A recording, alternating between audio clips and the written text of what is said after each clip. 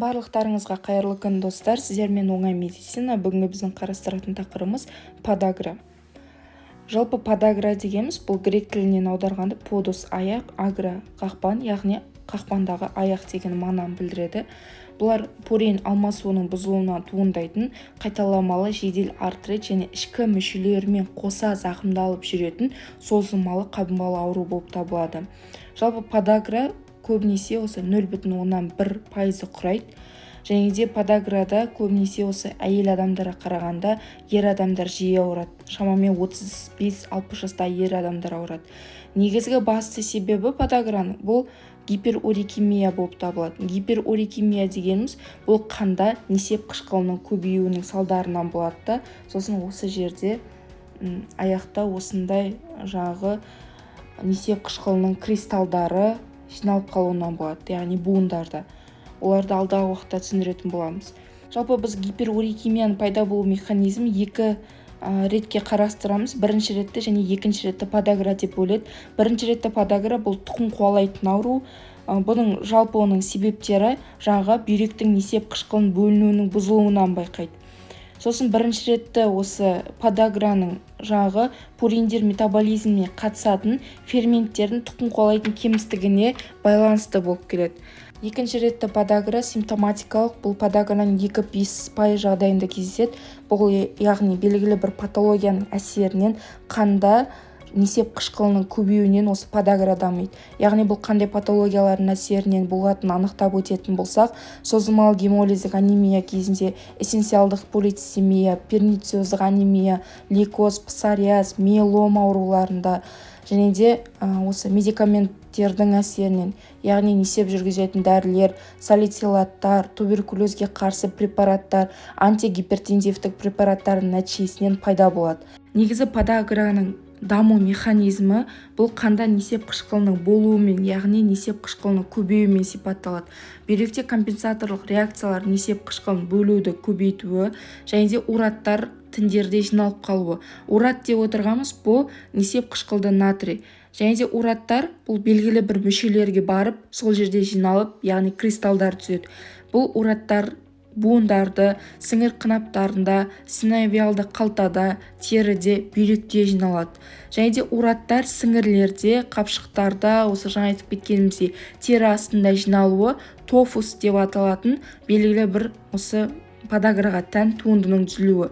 Тофус деп отқамыз бұл құрамында натрий уратының кристалдары бар домалақ түзіліс. Оны суретте қол аймағында пайда болуы, яғни белгілі бір осы натрий ураттарының жиналып қалуының әсерінен болуы мүмкін. Сосын клиникалық көрінісінде жалпы аурудың негізгі симптомы бұл жедел подагралық артриттің ұстамасы болып табылады. Жиі 40-50 жаста ұзақ уақыт гиперурикемиясы бар адамдарда кездеседі. Және де ұстаманың түрткі факторлары бұл салқын тию, күш түсу, жүйке күйзелісі, ашығу, және де оның ішінде пуринді көп тамақтарды қолдану. Яғни пуринді көп тамақтар болар ет, балық, бұршақ деген сияқты. Және де зиянды әдеттер, ішімдік қабылдау, инфекция, жарақат, диуретиктерді қабылдау болып табылады. Яғни қауіпті факторлары пурины көп тағамдар бұл жаңа ет, балық, саңырауқұлақ, бұршақ, саумалдық, шоколад, ішімдік, тағамды артық жеу және де дене қызметінің аздығы. Бұлар белгілі бір дозадан асқан уақыт жағдайда, яғни күнделікті көп жеген уақытта осындай патология дамуы мүмкін. Классификациясына қарай жалпы бұлардың бірнеше түрлерін ажыратады. Жедел подагралық артрит, ұстама аралық подагра, созылмалы подагралық артрит, созылмалы тофустық подагра деп 4 топқа қарастырылады. Қосымша тексеруіне керетін болса, бұл біріншісі буындар рентгенографиясы, жалпы сүйек шеміршек деструкциясының белгілері. Бұл жерде буын қуысының тарылуы көрінеді, яғни шеміршектердің талқандалуы. Және субхондралық сүйекте сүйектік тофус түзілетіндіктен сүйектінің эпифизінде дөңгелек айқын дефектілердің жағы рентгенде бізде осы тофусты оқ тесігі сияқты пайда болады. Сондай бір көріністі көреміз. Тофустың буын қуысына қарай жарылуына байланысты туындайтын буын беттерінің эрозиясы болады. Және де қабыну және ураттар жиналуына байланысты буын маңы жұмсақ тіндердің тығыздалуы жүреді. Лабораториялық көрсеткіштерінде жалпы қан анализінде ең бірінші ЭТЖ өседі. Жалпы ЭТЖ қалыпты жағдайда бізде 25-40 мм сағат және орташа дәрежелі лейкоцистоз, С реактивті белоктың анықталуы және де қанда несеп қышқылының көбеюі. Жалпы подаграны емдеуде бұл артриттің жедел ұсталмасын тоқтату және де ұзақ тұрақты емдеуден, сонымен қатар диспансерлеуден тұрады. Подаграның жедел ұсталмасын тоқтату үшін бізге науқас адамға толық тыныштық жасау керек. Ауру аяқты жоғарыға салып, оның үстіне мұз, қар бар немесе пакет сияқты сондай бір алдын алу керек. Сосын ауырғандық басылғаннан кейін жылы компресс қойылады. Сұйықтық бар суды көп ішу керек, 2-2,5 литр су ішу керек.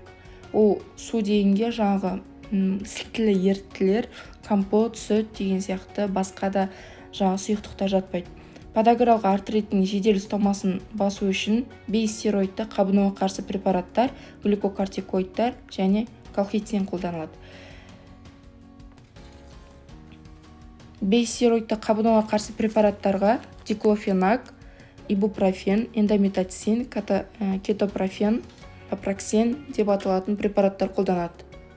Егер де бейстероидты қабынуға қарсы препараттар тиімсіз болған жағдайда колхицин деп аталатын препаратты қолданады.